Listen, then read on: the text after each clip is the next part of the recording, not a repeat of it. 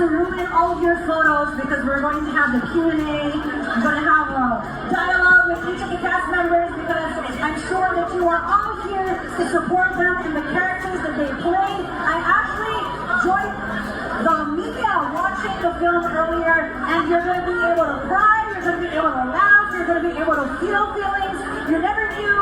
So here is our opportunity. We're going to start first with one of the co-creators, Mike and the screenwriter right here. I'm going to ask him to please join me in the middle.